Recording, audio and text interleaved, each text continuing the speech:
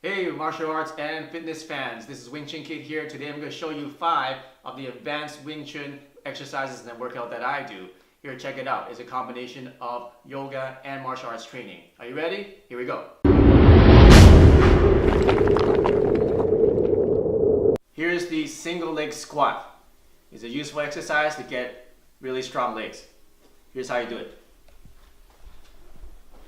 First of all, let's do a regular squat. Just going down and up. So as go down, put your hands out like this, straight, and come up, then come back. So from the side, just like this, and like this. So that's a regular squat with both legs. Now all you need to do is do it with one leg. So what you do is just lift up one leg, and slowly go down as far as you can without having this foot touch the ground, and come back up like that. Okay, and do that again. Breathe out, breathe in. Make sure you combine your breathing with your movements. From the side, you can do it like this. Another point is to keep your toes pointing straight, not outwards and not inwards. Okay, so when I'm doing the squat, my toe is pointing straight. So this way, leg up, hands out, down slowly, all the way. You can stick this leg out, point your toes like that, and come up slowly like this. So that's the single leg squat. Here's a couple variations you can do for the single leg squat. You can start adding some weights to your hand. A good one to start with is just a regular pole or a wooden bow staff like this one. So we're going to do the same thing, except now we're going to hold up the staff like this and do the squat. That. Wiggle your toes back and forth, turn it around, keep this nice and straight, and come back up with the weight. As you get stronger, you can add weight onto this. Here's an advanced version of the single leg squat. We're going to combine the bow staff and also a couple more movements of the leg. So do your squat as regularly, and when you get the lowest position, move out your left leg or your outside leg to the side, and rotate it to the back, and to the side, and back to the front. And then get back up slowly, like that. Do that 5 to 10 times, and you'll feel the burn. The reason we do this is now you strengthen your entire hip muscles in your leg and in your core. So train hard and have fun.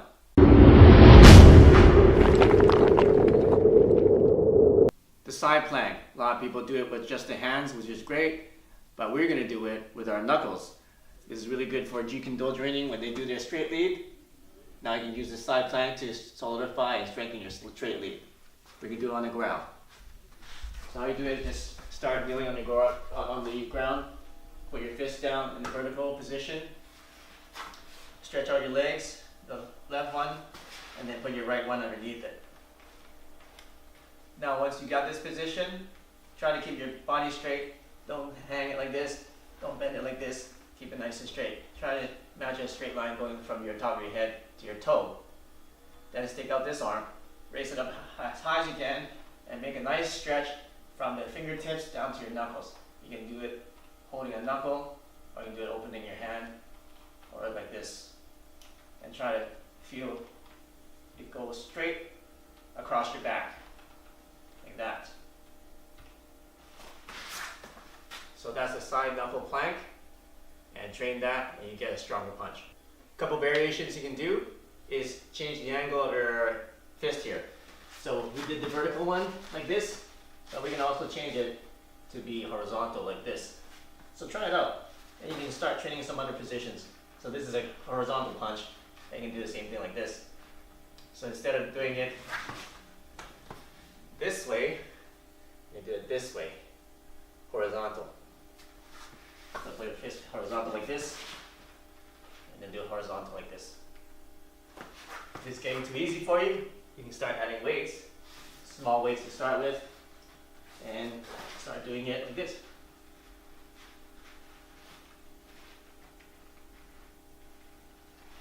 Okay, so that's the horizontal plank. Some pointers is a lot of people's wrists aren't that strong, so start easy. Start easy. Just do it on your knees. Get a stronger wrist.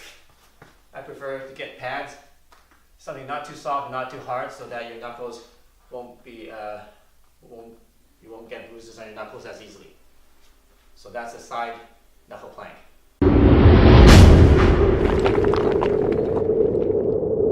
Knuckle handstands. Here's how you do them. A lot of people do handstands with their hand, and this is great. But if you want to train your wrist and train your knuckles for toughness, knuckle handstands is the way to go. You also get stronger shoulders and stronger back. All right, here's how you do it.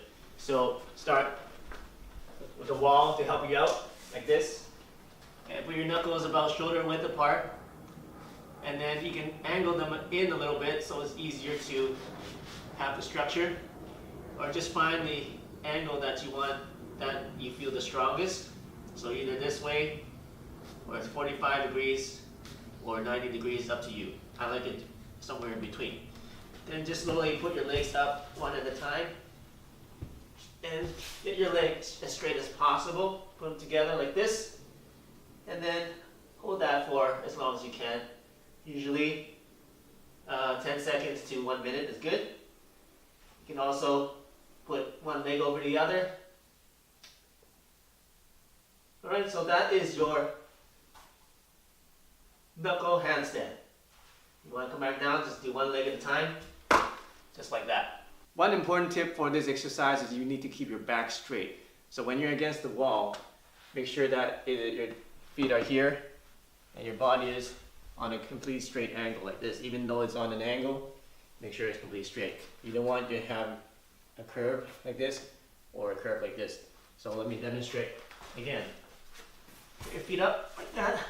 You don't want to end it like this, like that. Have your back bent this way or the other way. You want to keep it straight from your knuckles all the way to your toes, as straight as possible. So that's one point to do this properly. A couple of safety pointers for you if you're doing this exercise. Make sure that you have a nice soft surface so that if you do tumble forward, that you fall into something soft and don't hurt your back. Another thing is don't do it for too long because the blood will rush to your head and you might get dizzy. Once you get back up, get up slowly, take a deep breath so that the blood will go back to the rest of your body so that you don't faint.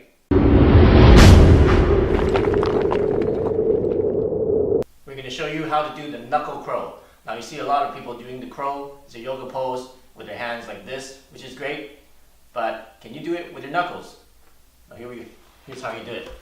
The easier way to train this, if you haven't done this before, is to get a block like this.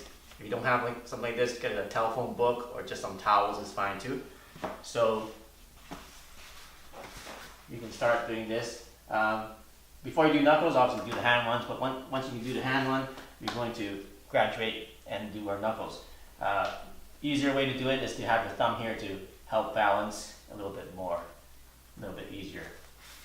So from here, you're just going to put our elbows behind our knee, like this, on the inside of our legs. And then we're going to just rock forward, and then put our head there so you get a nice balance and you're not scared of rolling over. Now once you get balanced, now just rock back a little bit, then you can get your head off the block, like that. And once you get good at that, then you don't need the block. See, my head is off the block now, right? Okay, so once you get good at that, do it without the block. You might want to put some padding here just in case you fall forward, doesn't hit your head on concrete or a hard floor. This is a little bit softer, so it's okay. So what you can do is start this about shoulder width. Find the nice position, not too wide, not too narrow. That's find the strongest position you can find, and then do it like that. And what you can do is adjust your knuckles back and forth to get that balance. Now once you get better, we're not going to use the thumbs anymore. We're just going to use our knuckles to get the balance. Now this is harder, but once you get the balance well, then you can do it like this. Okay, so that is the knuckle crow. The way I train this is to hold the position for 30 seconds to a minute. Now, what you might want to do is, if you can't balance for that long, that's okay. Just do your best. If you're off balance, just adjust back and try to hold the position again. And if you're off balance, just go back to that balanced position. Eventually your wrist will get stronger and your balance will get better. So this exercise is very good for training the wrist power and training the strength of your muscles and your hands.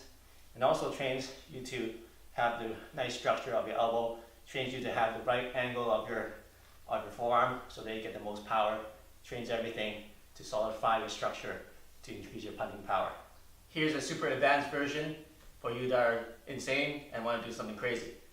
Start training your fingertips to do the crow position. So we're not doing just knuckle crow, we're doing fingertip crow. How I do it: put your fingers in position, find the strongest position you can feel, and then do the crow position.